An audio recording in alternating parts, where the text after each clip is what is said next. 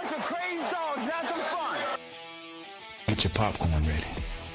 I'm here so I won't get fined. It's about I gotta say, it's the stupidest thing in sports. No. What? Get your big butt out of here. Welcome into the Fantasy Guides podcast. I am Andrew Teuscher, and I am joined today by owner, creator, operator of Fantasy Guides, Stephen Rippey. I had the official stuff at the end here, ruining the intro. Oh, you stop it, music. Anyway, off to a hot start already. I'm joined today by Stephen Rippey, operator of Fantasy Guides and FantasyGuides.com. I'm also joined today by Jacob Rhodes, Fantasy Guides contributor. Just before I give any more intros or let you guys talk at all, reminder, everyone listening, we are on YouTube as well. Make sure you are checking that out. If you're on Spotify, if you're on Apple Podcasts, like, subscribe, follow, thumbs up, whatever the cool kids are doing today. Make sure that you're giving us the love that obviously we deserve. And Stephen, I'll let you talk. How are you feeling, Stephen? I'm good. Guys, I almost had to reschedule. I don't know if you guys, I'm sure you guys watch the same show, but Love is Blind season 6. God. Oh no. The tell all is tonight. Can't do this. It started, at 7 p.m. I almost had to have you guys see if you could do it on Thursday, but I figured it's probably more important that we do this podcast. But as soon as we're done here, Jamie's waiting upstairs with a bottle of wine, and we are going to watch. We're going to see them talk shit and gossip. It's going to be great, and I'm going to tell you guys all about it in the text chat tomorrow. Please don't.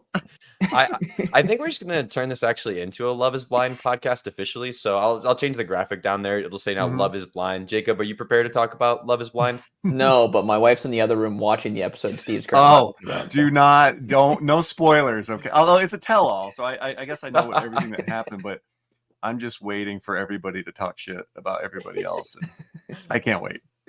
Go steal the updates. There will be no spoiler. There's no spoiler alert needed for Love is Blind on here. Nobody worry. We're not going to ruin anything. There will be no Love is Blind. Please don't tune out.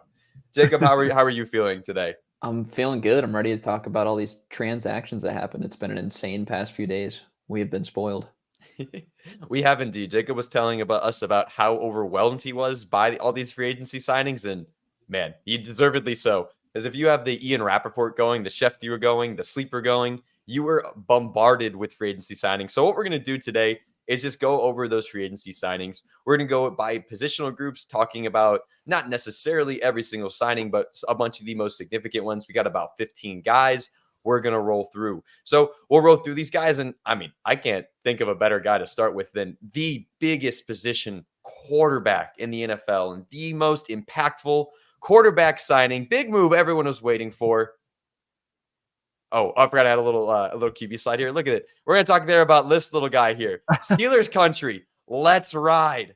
Russell Wilson is on his way to the Pittsburgh Steelers on a 1-year, $1.2 million deal. Now, some just background info on this. Russ signed a absolute minimum deal because, Steven, which team is paying him like $38 million? Well, my former favorite team. The Denver Broncos are paying, what is it, $38.5 million? I believe. Some big number like that. Yeah. I was talking to you guys about it, I think on the text chat maybe, but it reminds me of that scene in Moneyball when I think it was like, God, was it Darryl Strawberry? I don't remember exactly which baseball player it was, but the Yankees were essentially paying him to not play for them. Mm-hmm. And Brad Pitt's character goes, they're paying you to play against you or something like that. And that's what this feels like. It's like, we just don't want him. But to be fair, I don't think Russ was terrible last year. I think the writing was on the wall. I think Sean Payton, I don't think that was a great fit to begin with. I was actually a little surprised Sean Payton would want the Broncos job with Russell Wilson. With Drew Brees, it was such a timing thing. It was such a quick decision making, quick routes, get the ball out of your hand quick. And that's just the opposite of what Russell Wilson has been his entire career. He holds on to the ball a long time. And in the past, it's worked out because he could run around. And we all saw the crazy plays. Like that one he did to Doug Baldwin where he pumps and spins and creates these big chunk plays on deep throws. But I watched a lot of Broncos this year. He cannot get away from the sack anymore, but he still thinks he can. He still tries to make those plays. He just ends up getting sacked. And I don't think it was a good fit. I think he is an upgrade in Pittsburgh, though. I think, Trubisky and Kenny Pickett, he's a massive upgrade over those guys. Well, at this point, maybe not massive, but he is an upgrade over those guys. So I think for his weapons, it's a decent upgrade. For Russ, though, especially now knowing that they lost one of probably their best wide receiver, maybe a lateral move, maybe slightly downward. I don't know. What are you guys' thoughts? Jacob, what are you thinking? For the Broncos or for the Steelers? Well, for the Steelers with Russ, I guess it's hard to answer for the Broncos, but go ahead. Yeah, Steelers. I think it's a slight upgrade, assuming he starts. I don't think there's necessarily a guarantee on that. I've seen some trade rumors with Kenny Pickett, but I don't think there's any determination on who the starting quarterback is there right now. I think it's going to be him. I would think so too. That seems like the logical choice. People are going to be very hyped on George Pickens right now, but I think the Steelers are going to be in the market for a receiver now, early day too. So we'll see what they do there. Now, Deontay Johnson's not there anymore. Right. When he was there, I was even saying I actually like this signing better for George Pickens than I would have for Deontay. That's fair. One thing, we've seen it with Tyler Lockett a million times, how Russ can just throw that ball in just such a tight space back of the end zone. We saw it with Courtland Sutton so many times last year. You guys remember that old Amazon commercial with like the AWS where it was like shows Russ throw this pass to Tyler Lockett in the corner of the end zone? Oh, yeah. Like a less than 1% chance of being completed. I feel like we could see those kind of plays with George Pickens because he is that's one thing he excels at is contested catches. Yeah. Little hidden downgrade for the Steelers offense is that the defense got even better than it already was. They signed Patrick Queen, took him away from the Ravens, and then they traded Deontay Johnson away for a corner. So their defense got better. They're going to be shutting people down. They're not going to be scoring a lot of points on offense. So it's probably going to be more the same there. Oh, and who's their offensive coordinator there now, Andrew? Oh, this one Arthur Smith guy who likes to see all this sad and unhappy. So, I guess thinking about it now, we should just assume fantasy will be an absolute wreck there. I'm not buying any Steelers anymore. I'm trading away all my assets. Freaking Arthur. No, but Arthur is going to run a similar-ish system to like what they wanted in Denver, but like with less timing routes and more just like you said, chuck it. And you just George Pickens is down there somewhere. Kind of like think Ryan Tannehill back in the day on the Titans. I see them as pretty similar dudes. Some stats for you. Russell Wilson had 3,070 passing yards last year, 26 touchdowns and 8 interceptions on 15 games. 26 touchdowns. Let me tell you some guys who had less than that. Lamar Jackson, MVP of the league. Trevor Lawrence, darling, was supposed to break out everywhere. Matthew Stafford, everyone talked him up last year, won playoff games. Jalen Hurts, that dude is all right. And Justin Herbert all had less touchdown passes than Russell Wilson last year, who got benched for Jared Stidham midway through. So, I have no idea what to do with all this, to be honest with you. I think it'll just George Pickens upside Courtland Sutton. I think it like makes George Pickens at least a wide receiver 2-ish, like 2 high end 3. I think it's his floor now. Yeah, I think that's fair. Yeah. And to your point, Andrew, Russ did not have a bad season. I think that you can't say he had a bad season. I just Not think statistically. Yeah, I just think that He just hurt our eyes. Yeah, and he did cost them some games, like stuff that's not going to show up on the stat sheet. Fumbles when it really matters, and teams taking the lead. That did happen. And the reason he was benched was contract issues. They did not want to fully guarantee his contract, parts of it, because if he got hurt, he had an injury clause in there. So that was part of the reason. But yeah, I'm trying to move on, guys. This is the last time I want to talk about Russell Wilson. One more note on him. The Steelers do play the Broncos on the road this year. Oh, heck yeah. We do get that treat. That, just the way it's felt being a Broncos fan lately, I feel that feels like the game he would decide to be the old Russ and play out of his mind. All right, Steelers fans, before we leave this topic, I need to tell you a story from a hurt Colts fan. There was once a man who wore Colts blue, and he came in and he threw for 27 touchdowns and 7 interceptions. And man, did it feel good when we almost made the postseason. That man's name was Carson Wentz, and he was off the team next year. And now nobody wants to start him, and he's a lost cause. So, Steelers fans, AJ, I wish you luck. Let's ride on to the next guy. Again, okay, maybe a slightly bigger signing, slightly bigger deal. Kirk Cousins got the absolute bag. His agent, I need him working for me right now. He gets a 4-year, $180 million contract.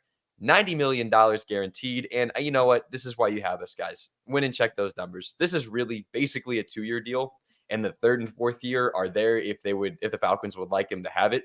It's 90 mil guaranteed. It's going to be split between those first 2 years, 45 each year, essentially.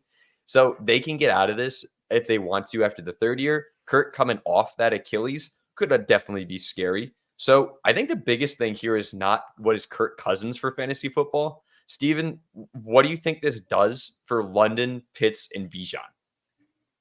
I think it's great for the whole offense, assuming he's healthy, assuming that he's able to play week 1 and he doesn't have a complication. I have heard it's on his, it's the foot he pushes off on, which would give more problems. So I'm just going to assume, maybe he starts out the year slow, kind of like we saw with Joe Burrow at the start of the year, potentially, where maybe he's not quite as crisp. We also saw when Kevin O'Connell, when he had the new offense in Minnesota, it took him a little bit to get going. He had a couple hiccups like against Philadelphia his first year. So there could be some systematic differences where it maybe just takes him a little bit to get on the same page with his teammates. But I think you got to think, the second half of the season, maybe the last 3 quarters of the season, this whole offense is going to be cooking. It's got a really good offensive line. I think this is awesome for Drake London. I think he could be a wide receiver 1 now. Kyle Pitts, it's got to be good for him.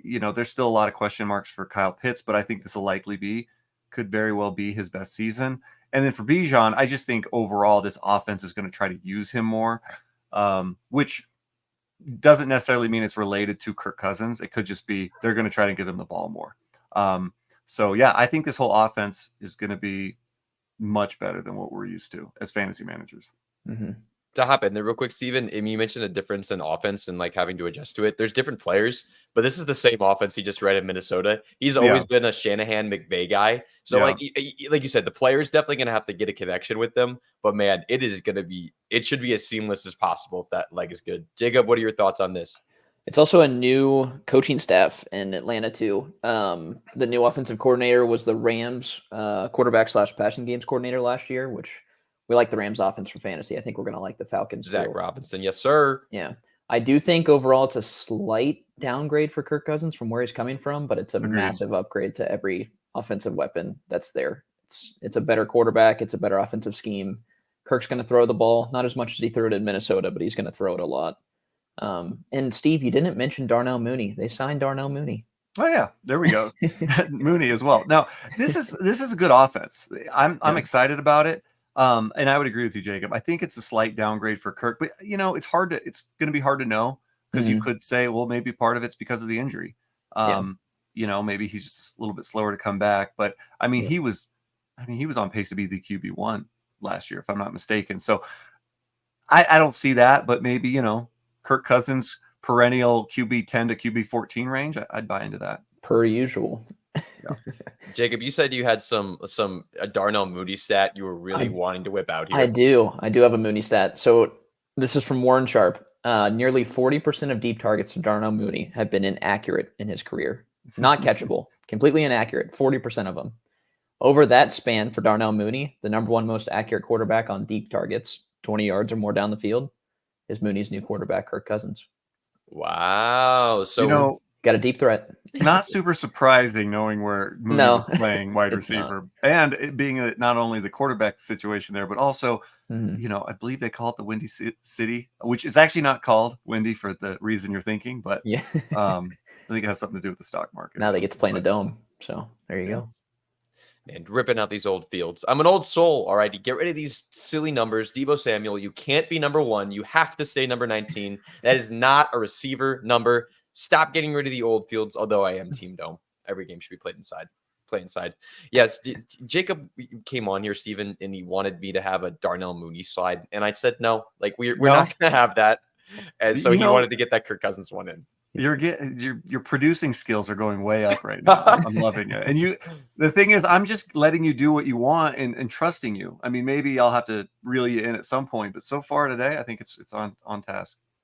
Man, I really should have had some weird, creepy photo to put up there to make you regret that. But I don't have one prepared right now. I'll prepare that for next time. But Kirk Cousins, one last note. Love this stat. Before last year, where he was hurt, he had 1 year that he didn't throw for 4,000 yards in his career. So every year except for one, he has thrown for 4,000 yards, and he's never thrown for less than 25 touchdowns in his career. So major step up for everyone there. These are good stats. I like hearing these stats. This is awesome. They make you feel happy. And well, that was the good quarterbacks. And here is some that are technically starters and are going to make us mad when we roll into September and they're still somebody's starter. And we'll start it off with ex-Colts starter, the man with the mustache, the man with the hair, the man who lives down by the river and plays pickleball with 60-year-old ladies. Yes, he said that. Gardner Minshew is on his way to Las Vegas. I left the Jaguars logo on there by mistake. Not even the Colts. No. He wants to forget about it. I am a Colts fan, and I still identify this man with the Jags. But Gardner Minshew is now with the Las Vegas Raiders. I got the color art right there. He's on a 2-year, $25 million deal, $15 million guaranteed. And just some like reference, this is more money than like Jacoby Brissett just got, 1 year, $8 million, and more than Sam Darnold. What isn't like that Baker Mayfield range by any means, but like they gave him money that says you're more than just a definite backup. So what are we thinking, Steve? I'll start with you again. Gardner Minshew QB1? No, but I do have a question. Has he taken over the Ryan Fitzpatrick role as like the bridge character quarterback? Mm-hmm. You know, like that he's always got some shtick that he's doing. He's like got that whole Uncle Rico, the mutton chops, like this whole thing. Like now that Fitzpatrick is gone, I feel like he's kind of taken that role. You know, he's like the warm weather Ryan Fitzpatrick. So like he's not getting shirtless in Buffalo. He'll just get like in a Speedo in Jacksonville. Yeah, exactly. He does do that. I actually kind of like this signing for the Raiders because I didn't like the idea of Aiden O'Connell being their guy this season if they couldn't fix the situation. And Michael Pittman was awesome with Gardner Minshew last year. Around a 30% target share with Gardner Minshew, which was 4th in the league. Wide receiver 13, I believe. Yeah. And he's 15.2 points per game. Yeah. You know, I think that Devontae Adams with Gardner Minshew could do similar things to what we saw with Michael Pittman. I know he's getting up there a little bit in age, but you got to think the volume's going to be there. So if he can get the same kind of volume that we saw Michael Pittman have last year, I got to think he's like a back-end wide receiver 1, maybe high-end wide receiver 2, whereas before it's really hard to rank him going into his age 31 season. Mm-hmm. Yeah, I mean, I was going to throw some questions at you guys, but Jacob, what are your thoughts on that? Steve already kind of covered it. Do you think Devontae Adams has a good shot at being like, where do you think wide receiver 1 Devontae Adams season? Should we expect another one? I would say so. He was wide receiver 10 last year, and I think his quarterback situation improved. It's good for Jacoby Myers too, who was the wide receiver 24 last year. So that's 2 guys that were top 24 receivers on that team, and they just got an upgrade at quarterback that is at least the starter for now. We'll see what they do in the draft, whether they go round 1 or trade up or what they'll do. But Gardner might be the bridge quarterback and start a few games before the rookie comes in, whoever that rookie might be. And if he's starting, I think that bodes well for the fantasy assets on that side of the ball, especially since they just lost their starting running back. So they're going to have to throw the ball more. Yeah, this is going to be a new look, weird look offense. I mean, good look offense. It's going to have Gardner Minshew in it. So like that mustache will be traveling there too. But yeah, it's going to Devontae Adams. If he's going to produce, it's going to be through a heck of a lot of volume and not the deep target stuff that we normally like seeing. Like Aiden O'Connell was definitely due to launch it downfield. That is not Gardner Minshew. And if I guess the Raiders are really prepared to go like 8-9, 9-8, like that's your ceiling with Gardner Minshew. What are you doing, Raiders? Go get Justin Fields. Yeah, this whole Justin Fields thing is it just not? It's upsetting. I'm telling you, if he ends up being the backup quarterback in Chicago or the starter for this season for like one season, that's not going to be any fun. He's got to sign somewhere. It's not good. No, we're not Justin Fields guys. And like he's a top 32 starter in the league. Like, what are we doing? This dude's insane. At least he'll just turn into a running back and still get yards. Well, more guys who have jobs while Justin Fields don't. The next guy is Sam Darnold. He signed a 1-year, $10 million deal coming off a year of being a backup for the 49ers. Where he played in just one singular game after the brief stint with the Carolina Panthers. And then, of course, famously seeing ghosts in New York. Sam Darnold, former number 2 overall pick. Steven, is he going to be seeing ghosts in Minnesota, or is he a ghost himself when we're just here for a rookie? I don't have the QB list in front of me of, all the starting quarterbacks, but he's got to be close to the bottom for me. He's the bottom. The bottom 5. 32. Yep. Yeah, he's as bad. He's as bad as it gets. Yeah. And sorry, Jacob. I know he's not going to be the starter for long. Relax. Yeah. Well, we're talking. We will do another podcast if there's a change there. We'll talk about it. But all right. He's right talking now, about our idea of like Justin Jefferson being the wide receiver 1. We got a hot debate about it. We were, and I think there's no way in hell I would in a redraft league rank him ahead of, the guys like Tyreek Hill, CeeDee Lamb, Jamar Chase. I don't even know if I'd rank him ahead of Amon-Ra St. Brown. Currently, he might be like my wide receiver 5 right now. So we were part of our debate, Jacob, was dynasty related. I think he's got to take a couple hits. Like I think he's got to maybe drop 2 spots for me in the short term. If we're just talking like we don't know the answer. Dynasty's a 3-year window, I think, but is the way I like to look at it, and it's not a good 3-year window right now. Yeah, and let's just there's a couple names I want to bring up. I'm sure there's plenty of wide receivers that can relate to this, but one example I thought of was Randy Moss.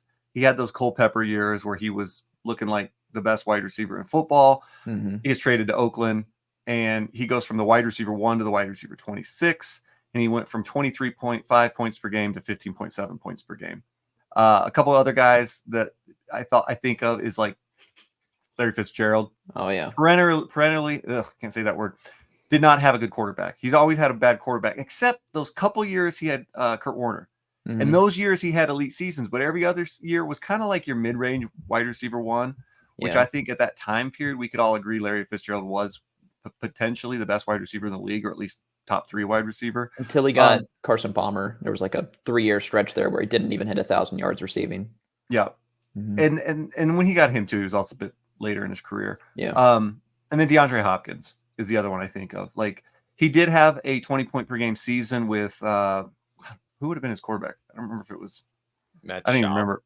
I was trying to decide if it was Schaub or one of the Ryan Fitzpatrick. And again, he's popping up. Mm-hmm. Yeah, I should have looked that up. But then he gets Deshaun Watson and he goes back to being, this elite wide receiver. But in those other years, he was good, but he was never wide receiver 1 good. So that's my concern with Justin Jefferson. He is not my wide receiver 1 right now. Jacob, I have him in our dynasty league. So I am praying something happens ASAP at the quarterback position. You should have did what we wanted you to do and actually live by your words and trade him for Lamb straight up, but you wouldn't do it. You didn't believe it enough. I probably should do that. Although the guy in the league that has him, it's very hard to negotiate. It feels like sending a message in a bottle, and waiting like 6 weeks to hear a response. But no, maybe I'll revisit that. Yeah, it's tough. Don't hear what we're not saying though. Justin Jefferson's still the best receiver in the league, but this is NFL wide receiver. NFL wide receiver. Yeah. Yeah. And it doesn't even get us started on that Jordan Addison, like borderline wide receiver 2. Not with Sam Darnold. Mm-hmm. TJ Hawkinson's going to be coming off an ACL tear. Not with Sam Darnold. Draft. Do not draft. I still like Aaron Jones. Aaron Jones. Sam Darnold can't throw a pick if he's handing the ball off. He'll find a way. Or throwing it 2 yards, maybe. Fun little tidbit, though, not to talk about another free agent quarterback, but Sam Darnold got more money than Joe Flacco just did. So, yeah, I mean, Indianapolis Colts do good business, and that's all you need to know. Joe Flacco, 1 year, $8 million deal. Indianapolis Colts, Super Bowl MVP. Yeah, what you gonna say about it? One last thing, it's Sam Darnold, just because I looked and it amazed me. How old's Sam Darnold? 24. He was like, was he 20 when he got drafted? So I'm going to guess he is 2018, 26. Yeah, he's 26. Nice. Wow, would not have guessed that. That needs to be one of those. I'll start looking up guys as we get to this next dude and see how much older he is than some of the rookies. But our next guy, we're actually going to go on to the next positional group. We got our Brinks truck rolled up for these dudes, and man, I couldn't fit them all in the Brinks truck. Right there. I mean, Derrick Henry alone. Look how much bigger Derrick Henry is than Saquon Barkley. Like, huge. That's factual. That's how it actually is. But getting the Brink truck backed up for him was Saquon Barkley. He got a 3-year, $37 million deal from the Philadelphia Eagles, 26 million of that being guaranteed. We're going to look at some big running back numbers. This is going to be, I'm pretty sure, yes, the biggest guaranteed money out of any of the running backs. So this is a big deal. Philadelphia went out and spent on the running back position after having DeAndre Swift, who they traded like a fifth for or something last year, and Rashad Penny on a $1 million deal, and Kenneth Gainwell. They said, forget all of that. Kellen Moore is in, Saquon Barkley's in. We're running the dang football now that Jason Kelsey's retired with an actually good running back. So, Steven, what are you thinking for Mr. Saquon? It's just as a football thing, I love it. I know, Tiki Barber was like, you're dead to me, for going to Philadelphia. Ridiculous.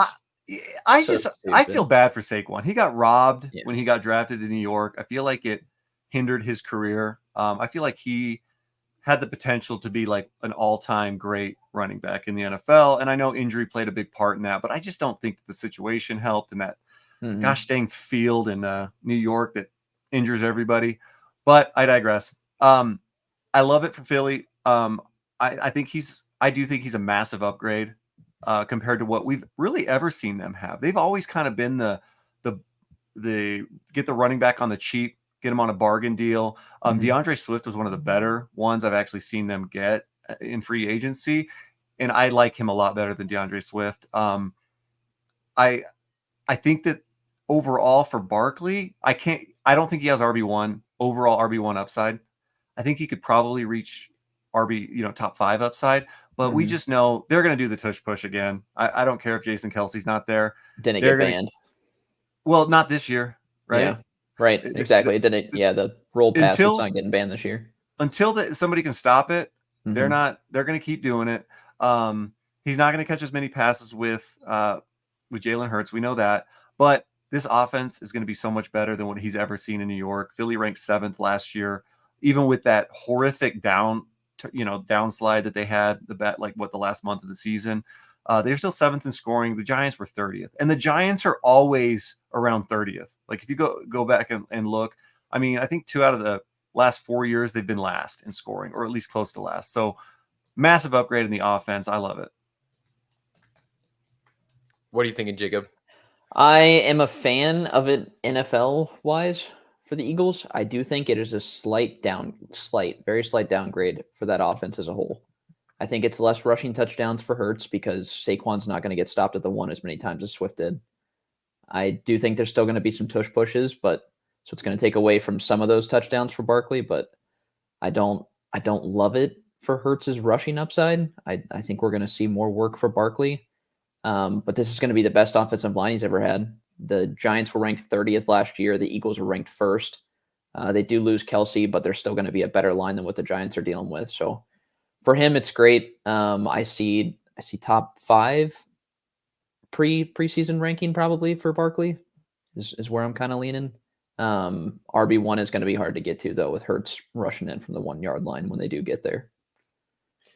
Yeah, absolutely. And Kellen Moore, I think, is such a big deal being in Philadelphia for every bit of that offense. And I think that applies here for Saquon. I went and looked at some stats.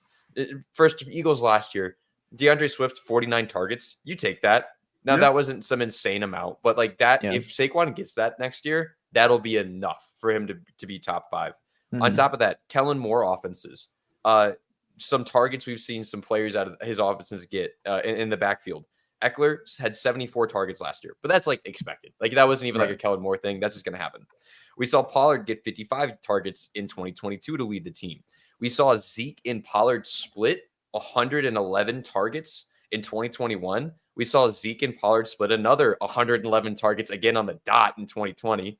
And in 2019, we saw Zeke and Pollard get a combined 92 targets.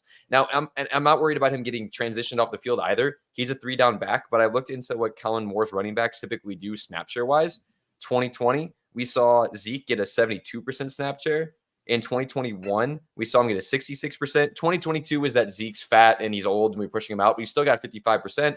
And in 2023, we saw Austin Eckler, when he was playing, get a 66% RB snap share.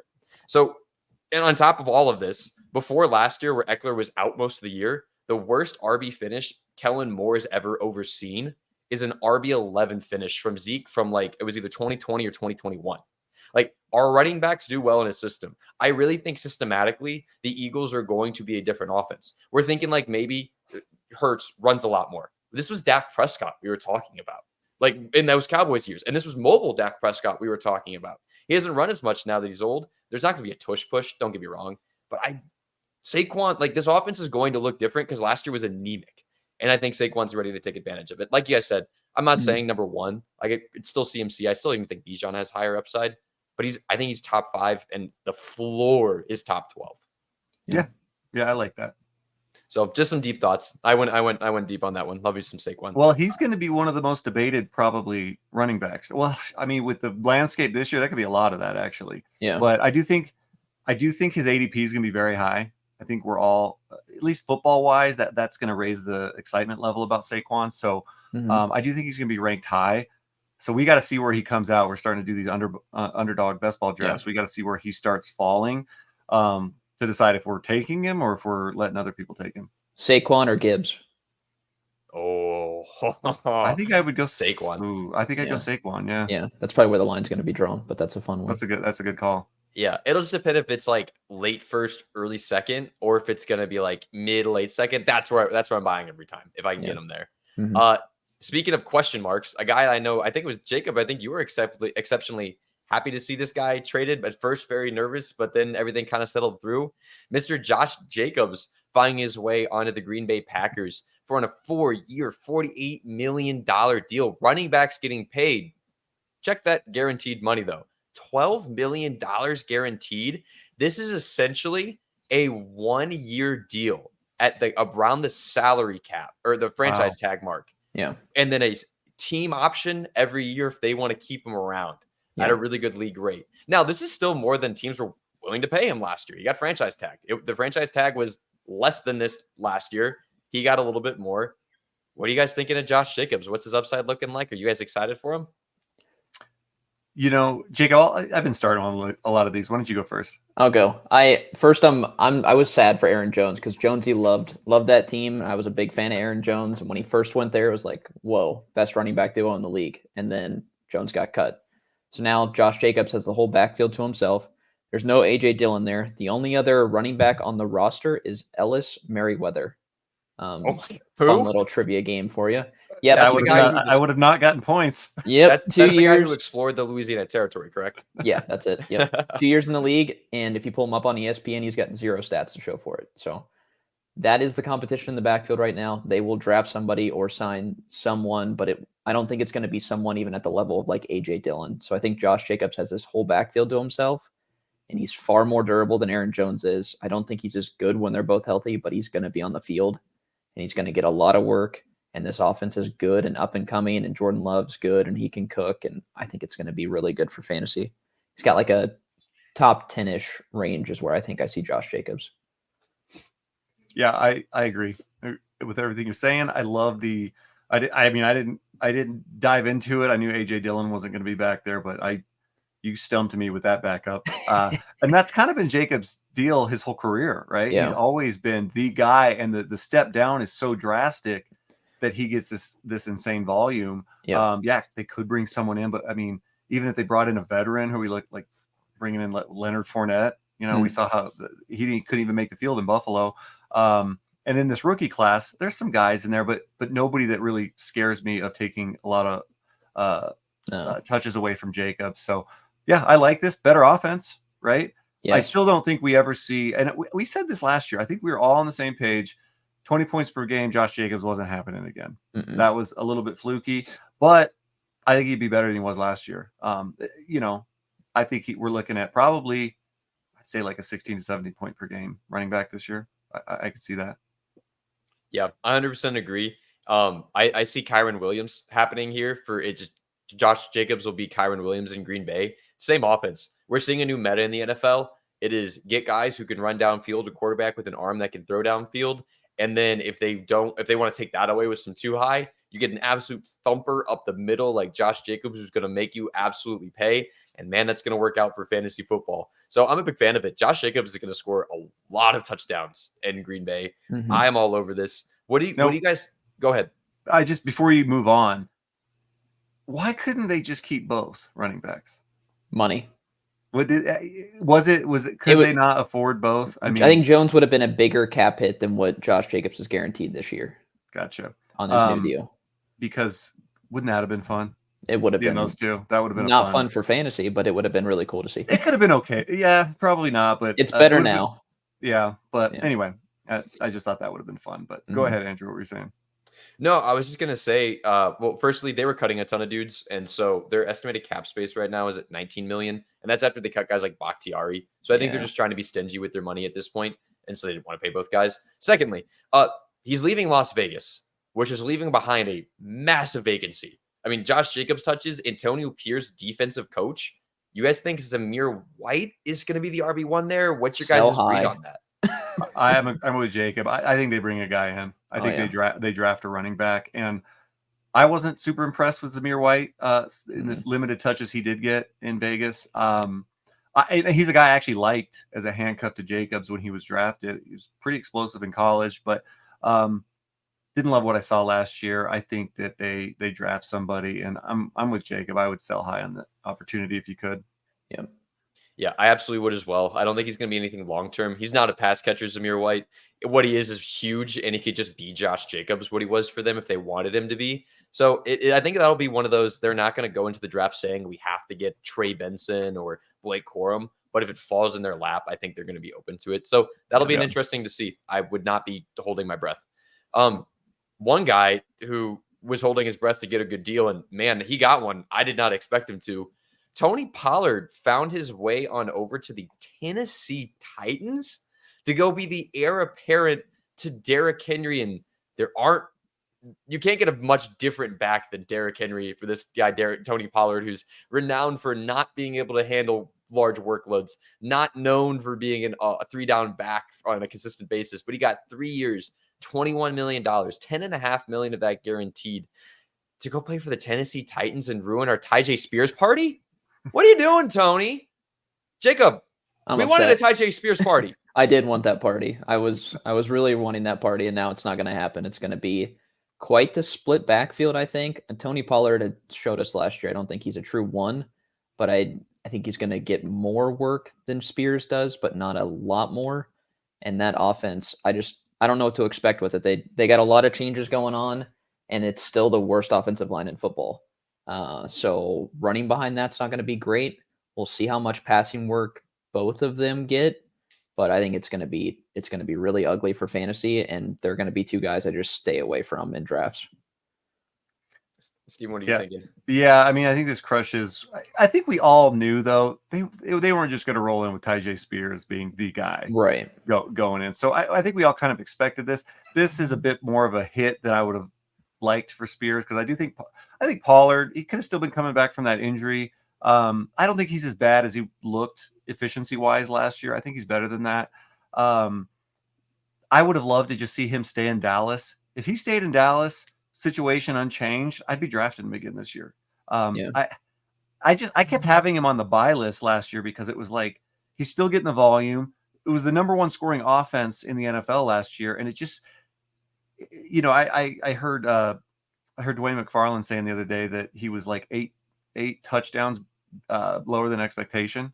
That's a ton of fantasy points. We all saw the Dolphins thing that where he defied physics and got tackled when it looked like he was going to easily roll into the end zone and somehow got stopped. Mm-hmm. He just had bad luck at the goal line last year. I was hoping he'd stay in Dallas. He didn't. Tennessee 27th in scoring last year. I don't like this move for Tony Pollard. I think his ceiling might be what he did last year. Just very average kind of RB2 numbers. I'm not super excited about it for him this year. Yeah, Saquon and Josh Jacobs were two dudes who were going to go in the first 2 rounds of drafts. I mean, I guess Jacobs could go 3rd round, but every other guy that we're going to talk about today is going to be, depending on where they are, I'm either going to be super out or super in. And Tony Pollard, I think, is the epitome of that. I think the Titans are gearing up to do what the Titans normally do and run the ball a crap ton. Because Jacob and I were talking about before you hopped in, Steven, Tyjae Spears and Tony Pollard are the same running back. Yeah, that's what I think. They're the same size. It's not your Thunder and Lightning. It's your Lightning and your Lightning. Or there's a little bit Thunder with these guys, but not much. And so not a ton of Lightning. We're talking like electrical storm sort of kind of a thing. Right. Yeah, When you have they- red zone on this year and you got 4 screens on your TV, you're gonna have to really zoom in to see which running backs on the field. I swear, if they wear a similar number, I am quitting. The Tennessee Titans are kicked out of the league. If these Tony guys wear a similar Pollard, number. you're here for you need a single digit. You Yeah. have to go. Was Tyjae Spears 32, right? Yeah, We need yes. single digit from Tony. Go with like number 2 or something. He's gonna be 23, and anyone who is just like slightly dyslexic is gonna Yeah. make you look at it a little bit. Yeah. But I think they're gonna run the ball a ton. I really think both these guys, if they go 5th, 6th, like late out of the RB dead zone, I think these guys could be good values, and I'll just take whichever one's cheaper, unless Tony Pollard is like cheap enough that I'm feeling fine with it. I think both guys will get 200 carry, or I think Pollard will get like 200 carries. I think he might be worth it. This offensive line could get turned around quick. They got the 7th pick in the draft. They took Skoronski last year, and they just signed Lloyd Cushenberry, who's a decent offensive lineman who really is going to turn them around. That means they're 2 spots short. I know depth matters, and there's still guys out there to sign. It was terrible. I think this could turn around. Let's see what the market does with Tony Pollard. I think the market could forget about him. the line can't get worse. It was 32nd on PFF last year. Oh, That's the spirit. It can't look get at- worse. it's going up. Exactly. That is the spirit. And one guy who, not really going up, not really going down in our hearts, DeAndre Swift, first free agent signing to the tampering period. Like immediately, it hit 12 o'clock, and we heard that DeAndre Swift signed a 3-year deal with the Chicago Bears after being with the Eagles for a year on a bit of like a project. They kicked him out of Detroit for nothing. Like they just didn't want him. Eagles bring him in as like a hometown kid, and now he's getting the 2nd most guaranteed money out of this big running back class.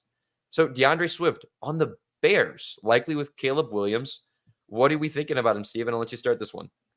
I think maybe I'll see what you guys say. I don't hate the move going to Chicago. At first, you think Chicago, Philadelphia much better offense, but he's not going to deal with the tush push now. So hopefully he can get a few more rushing touchdowns. I also think reception wise, I think he could probably do at least what he did last year in Chicago. I think the running back competition is probably about the same. I think he's the best running back there. He's never going to be a guy that's getting you more than maybe 60% of the snaps. So I think we need to prepare for that. But that's what he's always been. So I think he's going to be what he's always been in Chicago. So yeah, I think he's that 14 point per game running back this year, somewhere around there, 12 to 14 points per game, RB2, maybe best case scenario, high end RB2, but probably maybe like a mid-range RB2. Yeah, that's fair. They bring in the offense coordinator from Seattle. Mr. Waldron. Yeah, that bodes well for the run game, I believe. It can't get, I don't think it's worse for him. It's not like a lot better, but I do think he's going to see more carries. And like you said, Steve, the tush push is gone. Swift was stopped at the 1 yard line 5 times last year. So I would think he's getting the goal line carries with the running back group that's there behind him.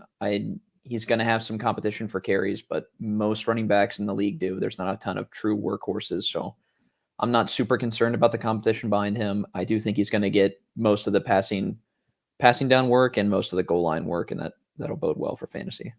Yeah, when you got stopped at the 1 with Philly, if you had him, you knew it was over. Yeah. You were like, God dang it. Yeah. In Chicago, I think it's at least a 50-50. He stays on the field, gets the ball. That's better than the 100% chance he's not getting it in Philly. So I'll take it. We talked entering the season for Chicago last year about it being a 3-headed backfield, which I was like, no, like it'll whittle down to 2. So no, here's the snap shares on the season. In totality, Khalil Herbert saw 32% of the snaps. Deontay Foreman saw 24% of snaps, and Roschon Johnson saw 40%. That's as equally 3-headed as it gets in the NFL. I didn't even know Roschon hit 40%. That's crazy. That's surprising to me. And if you check out the samples, so like Khalil Herbert like really was playing 46% when he was like really in and like left hurt a couple times. Roschon Johnson, it was 35-40, 35-40 every game, just like flip-flopping back and forth with some 45s, higher 50s in there when guys were hurt. He just played 40% every time. And I think he'll be the thumper. He'll be the bigger guy. He's a lot bigger than DeAndre Swift, weighs more. And so I think we'll be the goal line guy, that Deontay Foreman role. But man, yeah, it is just a lateral move as lateral gets. Moving on from DeAndre Swift onto another running back, Derrick Henry, a guy that a move I think everyone wanted to see. Yes, Steve, it deserves claps. Derrick Yes. Henry is finding himself on the Baltimore Ravens, 2 years, $16 million, $9 million guaranteed. So probably we'll see him both those years filled out. He's how old, Jacob? 30? Yeah, 30 years old. What do you think of this 30-year-old running back going to Baltimore? I think he's an outlier, so I'm going to ignore the age a little bit. Running back 8 last year with what we were talking about, the worst offensive line in football. And the Ravens are not that. They are a really good offensive line. They were ranked 5th last year. That offense is way better than what Tennessee was. So RB8 last year with the Titans, I feel like that is his floor with the Ravens and that high-powered offense. Gus Edwards scored 13 touchdowns last year, and they were all within 7 yards. 7 of them were from the 1-yard line. Derrick Henry's going to score all those, no problem. He's on his 6th straight year with double-digit touchdowns. He's going to hit 7. So I'm all in with Derrick Henry. Steve, are you going to draft him in the first round? First round, maybe not, but I'm super excited about this. I think there's a chance he has his best season at age 30. That would be insane. Because here's my thoughts on it. I think the running lanes are going to be wide open for him, like he's never seen before. Yeah, with the threat of Lamar Jackson bouncing it outside. The other thing is the Ravens are smart with this because Derrick Henry's at the end of his career. They can give him as much work as they want. They could just give him the ball. As long as it's working, they won't stop giving him the ball. And the other thing is they still want to protect Lamar Jackson. He's their long-term. So, they just paid this guy a ton of money.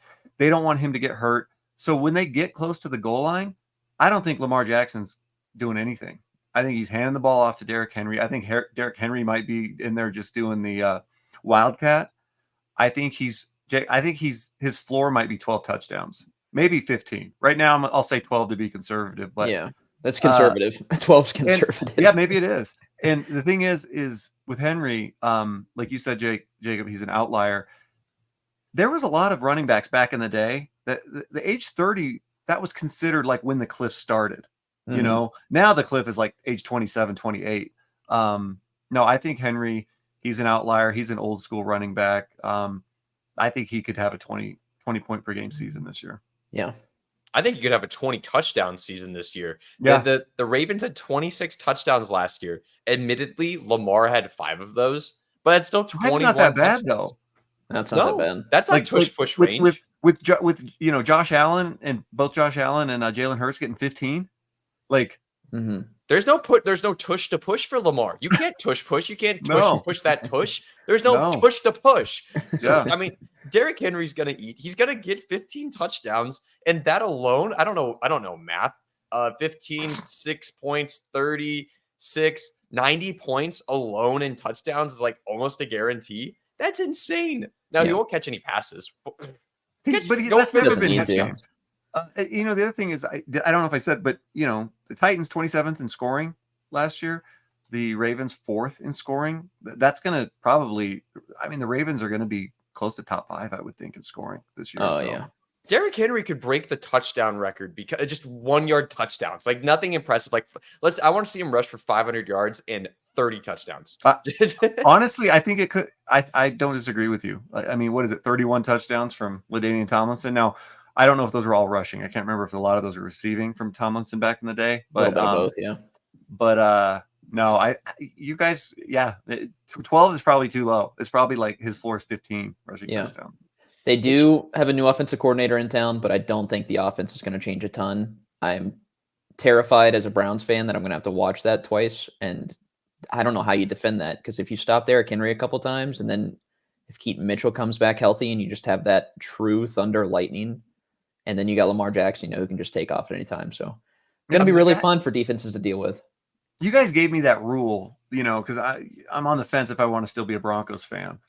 But you guys gave me that rule that it has to be like a below 500 team. I feel like I might put a petition in. Below 500 in the playoffs. There you go. Yeah, maybe I'll find a loophole or something, because this might be the team. The Eagles with Saquon and the Ravens with Derrick Henry. I'm super excited about it. Their defense got worse too, so they're going to score a lot. Steven, that's what we call a bandwagon. But no, just imagine though, like this should be illegal. He's running an option out of the backfield. If Lamar keeps it, you're tackling Lamar. Again, no tush to push. And if he doesn't get it, you don't have to tackle Derrick Henry. Like that is so opposite. And I love it. I love it so much. We can go a little bit quicker through these next three guys. Those are kind of the biggest names. Now, these next three are big names, but like not gonna be. Don't let the name blind you in your draft, as they found themselves some new homes. But this is probably the best, I think, out of the new name older guys.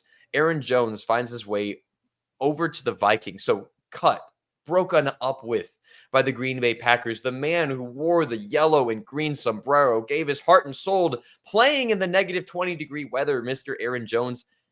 He got broken up with by the Green Bay Packers. He says, no, I'm going to go date your best friend there, Green Bay Packers. And he goes on over, pulls a Brett Favre, and he's a Minnesota Viking, 1 year, $7 million.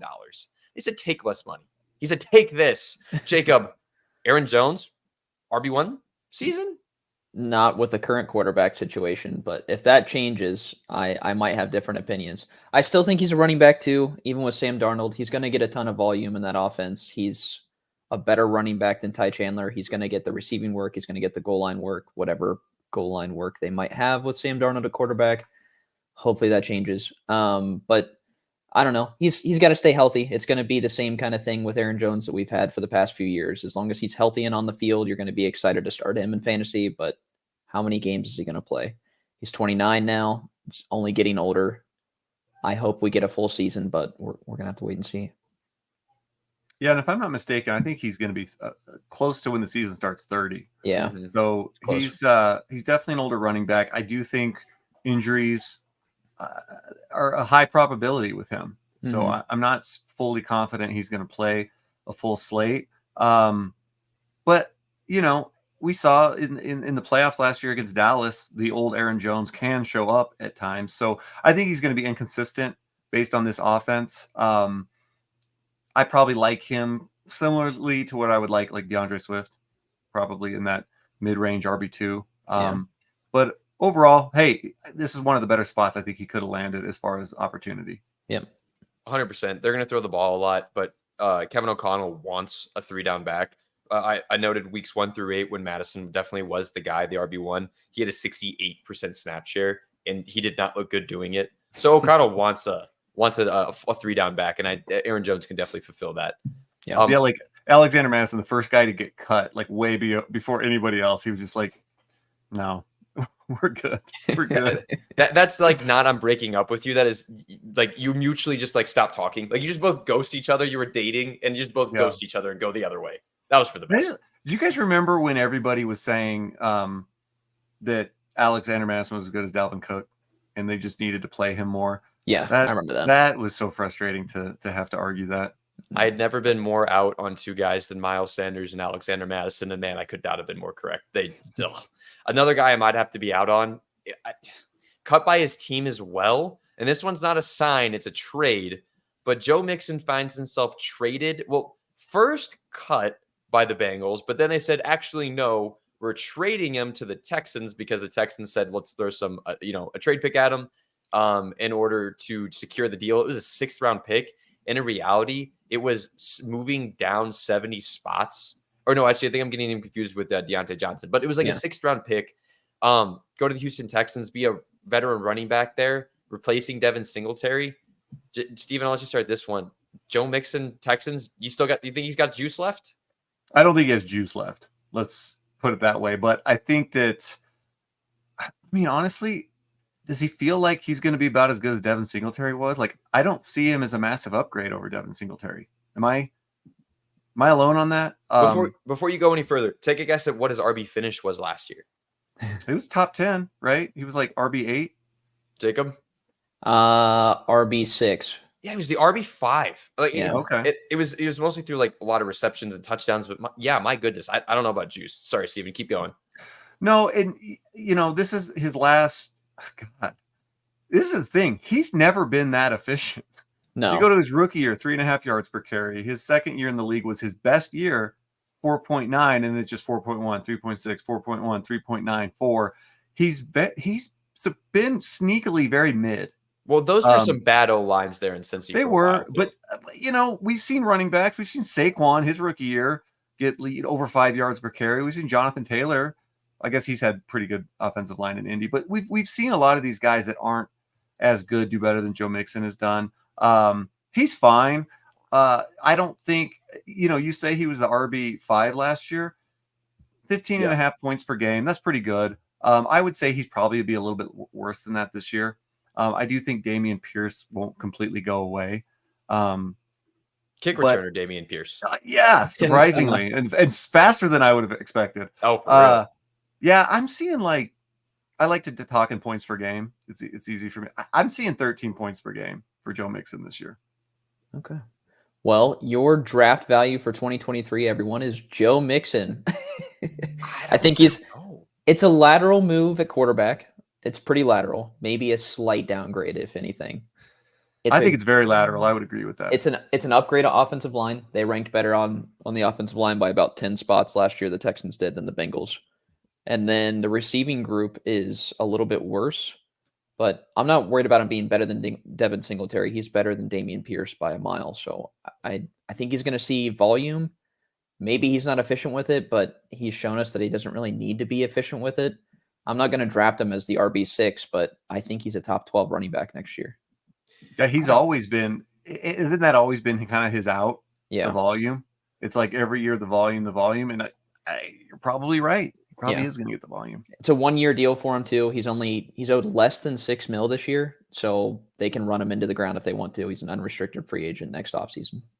I don't know what they're going to do with him. I mean, he's always had his bread buttered in recent years by receptions and just catching passes out of the backfield and all that jazz. And the Texans targeted their running back the second least in the NFL last year. That was the other thing I meant to bring up, Andrew, but yeah, keep going. CJ Stroud, he doesn't not throw it deep. Like he's going to get his yards. But then I'm looking at some Devin Singletary stats, and it was feast or famine in the passing game. It was 1 or 2 where he had games of like 5, 7, 6.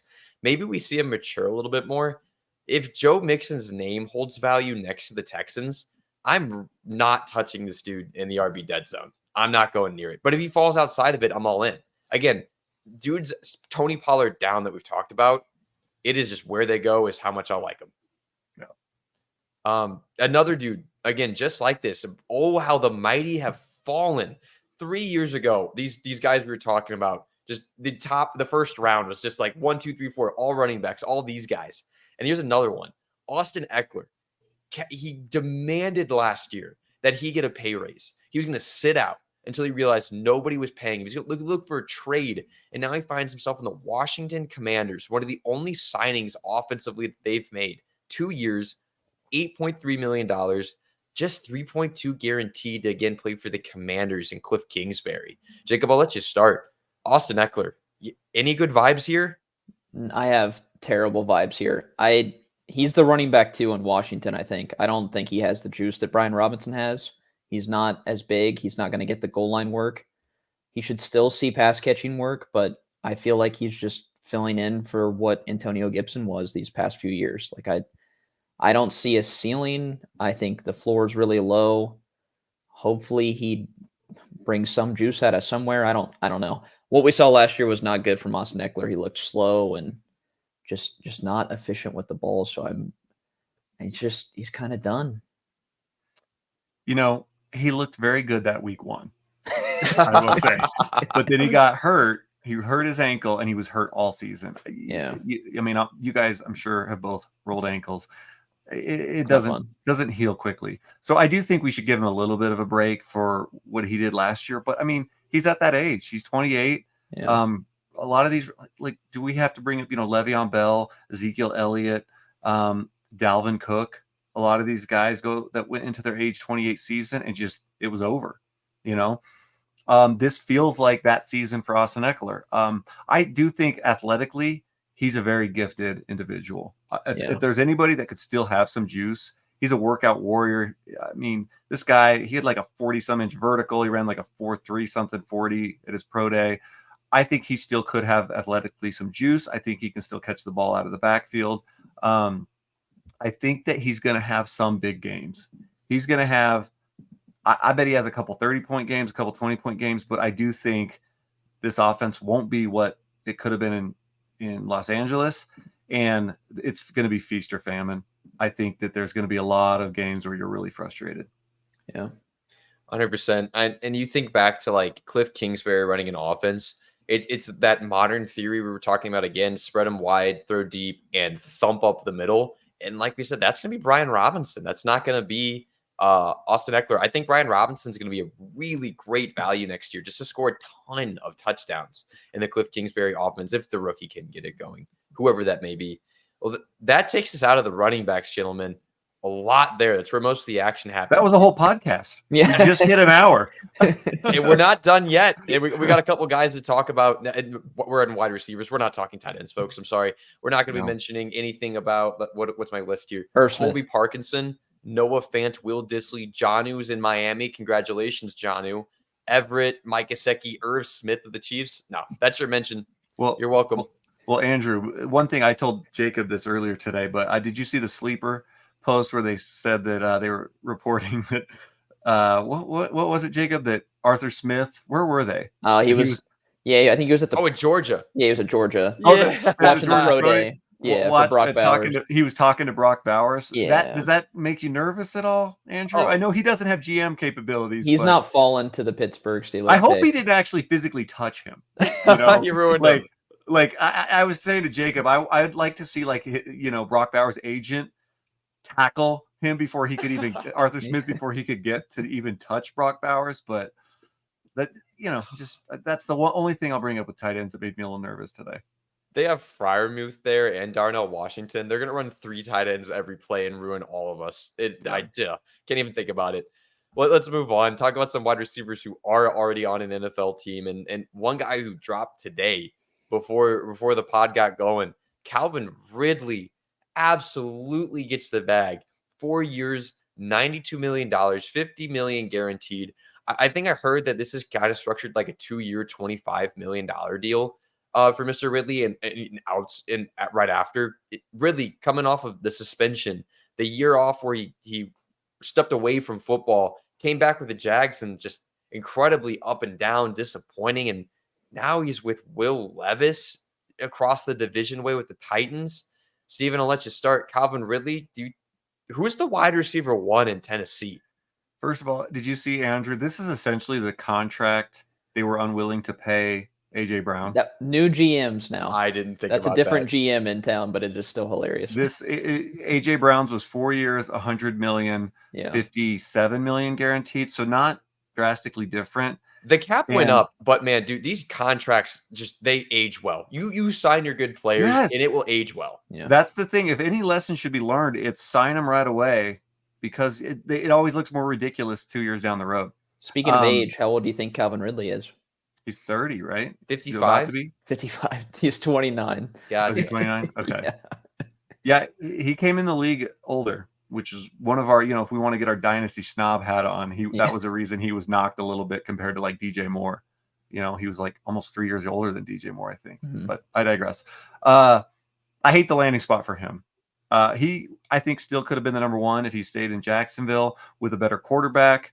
I think he's now the number 2 to DeAndre Hopkins with a worse quarterback. I think he feels like a wide receiver 3 to me. I don't even know if he's a wide receiver 2 at this point.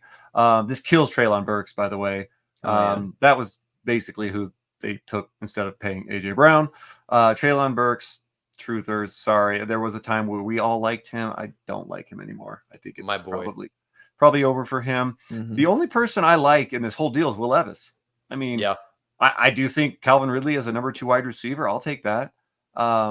So I think Will Levis could be sneaky this year. We've seen guys like Daniel Jones, which I will say Will Levis had his moments at sometimes last year, and he's athletic and he can run.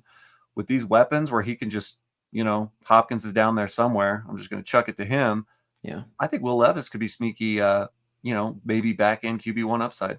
Yeah. You got 2 check down running backs now too. So it's all good all around for him. He's set up well there. Yeah. I'm not super excited for Calvin Ridley. I would probably rank him around that high wide receiver 3 range, but it's going to be tough to draft him and even tougher to start him any given week in fantasy unless DeAndre Hopkins gets hurt is really the reality of it. He's going to be a spot start. You're going to be scared when you do it. It's a downgrade for him overall in fantasy. He's getting older too, so it's worrisome. Yeah, and this is Brian Callahan coming in to run this, and he's trying to make himself a Bengals offense, and it's going to be fairly similarly run. It's 2 X receivers ish that are going to be able to play outside, move inside, stretch the field. D Hop will be the T Higgins role, and Calvin Ridley will be the great value Jamar Chase role, stretching. Be careful how you say it. Was a hard one to phrase. Yeah. Great value Walmart brand.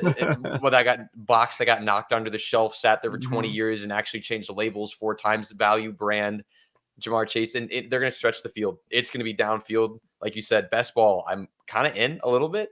I refuse to accept Will Levis QB1 as a diehard Colts fan. Get out of here with that. His mayo cannot power him up that much. His banana peels will not allow him to get that high. But I mean, come on. Daniel Jones finishes a QB1. And I would argue he can run. Will Levis can run about like Daniel Jones can. And I would say Will Levis has better weapons than Daniel Jones ever had. Better arm. But to your point though, Jacob, 700 rushing yards, I believe, is what Daniel Jones had that year. I probably don't see that out of Will Levis. Will Levis will probably have more tackles than Daniel Jones ever had, as he likes to tackle the guy who he fumbled to. Hey, I like that. Will Levis, 8 touchdowns last year. 4 of those came in his first game because they were fluky against the Falcons. Get out of here, Will Levis. Go eat a banana peel whole. On to our next guy, a dude that was, again, not free agency, but shocking and weirdly relevant and in this wide receiver 3 range. Don't know what to do with.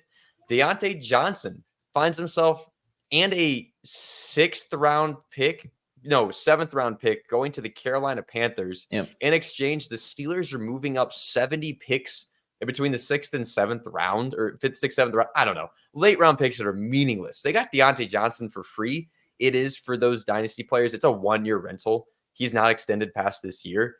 Deontay Johnson, finally getting some weapons there for Bryce Young. I think this is a well-suited weapon at that. Jacob, what are you thinking of Deontay Johnson in Carolina for Bryce Young?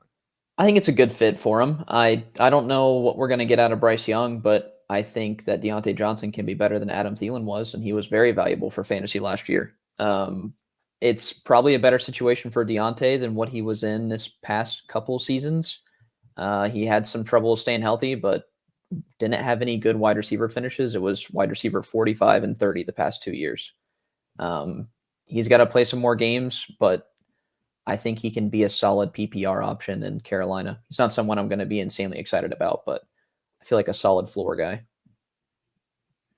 Yeah, I'm trying to see where Adam Thielen, what did he net out at? He was the wide receiver. It plateaued 17. pretty hard. Yeah. It was, I was going to say, like, yeah, maybe, I mean, early season Adam Thielen, that would be hard to beat that.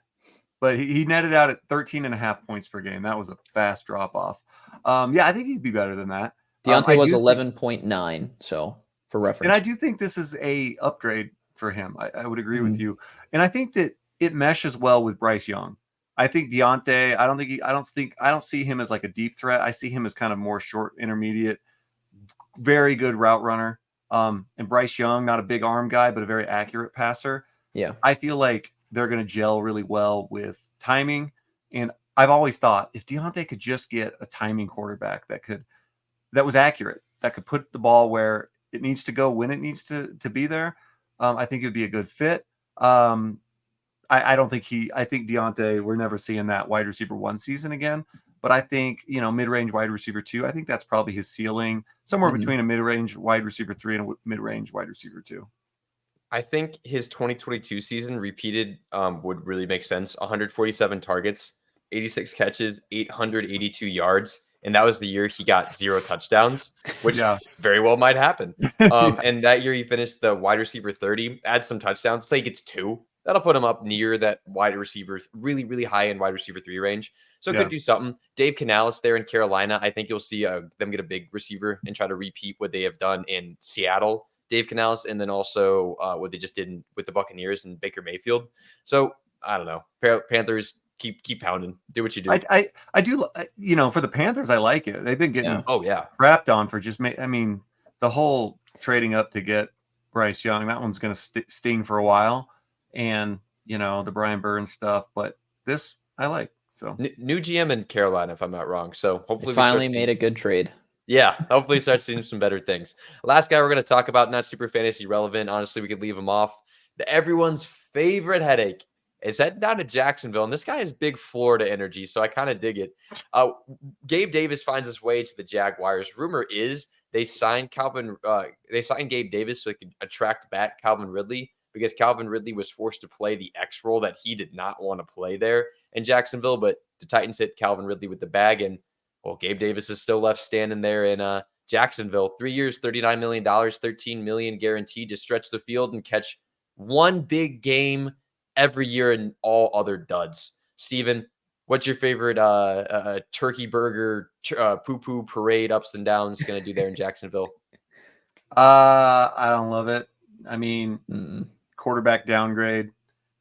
I would say, this is going to be Christian Kirk now. I think this is good. He's the receiver that we saw a couple years ago. I think we're going to see that again from Christian Kirk. I like it actually for the other guys, honestly. I like it for Evan Ingram. I like it for Kirk. Who's the other guy I'm blanking on? Zay Jones. That probably just means he's taken a lot of Zay Jones snaps, so wasn't all that excited about Zay Jones this year. Anyway, yeah, it's not good for Gabe Davis, but this is what he is. He's just a guy that's a better football player than he is a fantasy player. I won't be drafting any Gabe Davis. I don't even know if I want him in best ball. I just don't want him, but it makes me like the other guys. And I don't think it's a terrible thing for Trevor Lawrence to have that kind of big frame, deep threat. I think that's pretty good because the other guys are not that. So I think he'll open up the field. I like it for the overall offense, but I hate it for Gabe. I agree with Steve 100%, so much so that now I don't even have to talk about Gabe Davis and we can move on. Yeah, we don't need over analysis on him. No, we do not. Gabe Davis, peace be with you there in Jacksonville.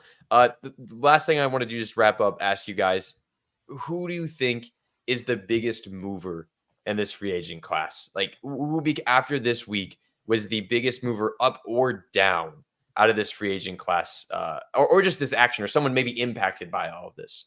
Steven, I'll start with you. Well, I don't know if I get extra credit. I got a couple guys. I was going to say Derrick Henry, but I already talked about how much I love that move for him. So he'd probably be one, but one I'll bring up that I really wanted to touch on was Drake London. I think with Kirk Cousins at quarterback, I love this for him. He's had just shit for quarterback his first 2 years, and he's still been efficiency wise. He's still come through. Yeah. I love this for him. So I would say Drake London. Yeah. What about you, Jacob? I'll piggyback with what Steve was kind of saying earlier and not give necessarily a guy I'm super excited about for fantasy, but the biggest winner of free agency is probably Will Levis. Yeah, unfortunately, as a Colts fan, I think I might have to agree. He was a big winner. I still think he stinks. But yeah, I agree. The Falcons guys, man, you got to get excited. Kyle Pitts being connected. Finally, a Kyle Pitts breakout season. Can we see it? Is that a thing? Or is it just going to be Darnell Mooney? We'll never know. But unless you guys have any more lasting thoughts you want to interrupt with, that will do it for tonight. Thank you guys for tuning in. And thank you in honor of Steven and Jacob as well. This, again, was a Fantasy Guides podcast. Find us on Instagram at Fantasy Guides. You can find Jacob at Jacob_Rhodes. And I completely butchered that, didn't I, Jacob? Rhodes FF. FG Rhodes FF, but just go to the main page. We're all there. That one. Yeah, you'll find us. Yeah, you'll find us somehow. Go to fantasyguides.com. Get yourself a guide. Lots of rookie stuff going on. We're covering it all. Check out the YouTube channel. Like, subscribe, press those pretty buttons. And that'll do for tonight. Thanks for tuning in, y'all. Say goodbye to the folks there. Bye. Bye, I can't folks. wait. Love is Blind coming up next. Oh, God.